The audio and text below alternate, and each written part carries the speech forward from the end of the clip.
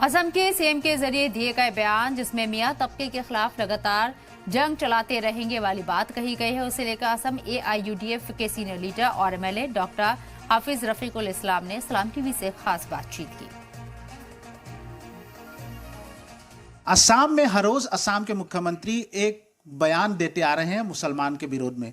खास तौर से अभी चर्चा का विषय बन चुका है जो उनका युद्ध, असम के मुख्यमंत्री का युद्ध जो चल रहा है मियां मुसलमानों के खिलाफ, वो लगातार चलता रहेगा। वहीं बुलडोजर एक्शन फिर से असम में चल रहा है और खास तौर से उन्होंने जो कहा है मदरसे में जो मुल्ला तैयार होता है उसको बंद करने के बाद फिर से कहा है, असम में तो सरकारी मदरसे बंद हो चुके हैं, फिर भी मदरसे को टारगेट करके जो असम के मुख्यमंत्री बोल रहे हैं उस पर और बुलडोजर पे क्या कहते हैं एआईयूडीएफ के विधायक हाफिज रफीकुल इस्लाम।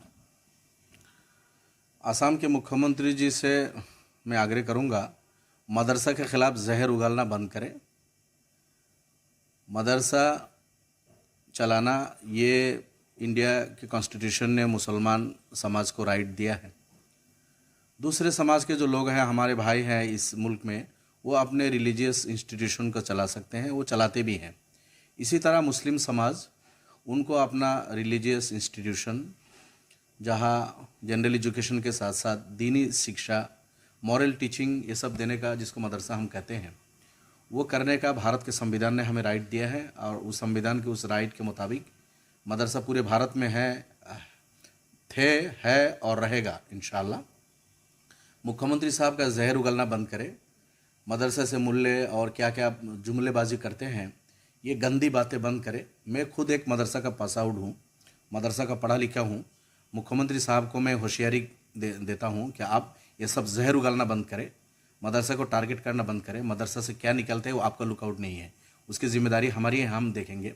मैं खुद मदरसा का पढ़ा हुआ हूँ, मदरसा का पास आउट हूँ और पढ़ के जिस विश्वविद्यालय में मुख्यमंत्री साहब ने पीएचडी किया है वहाँ से मैंने भी पीएचडी किया है और उस विश्वविद्यालय में मैंने पढ़ाया भी है, गुवाहाटी विश्वविद्यालय में।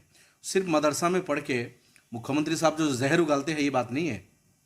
मदरसा में पढ़ के बहुत सारे डॉक्टर्स भी बन रहे हैं, अभी बहुत सारे इंजीनियर बन रहे हैं, शिक्षक बन रहे हैं, या पॉलिटिशियन है, मैं विधायक हूँ, एमपीज है, विधायक है, कई सारे लोग हैं।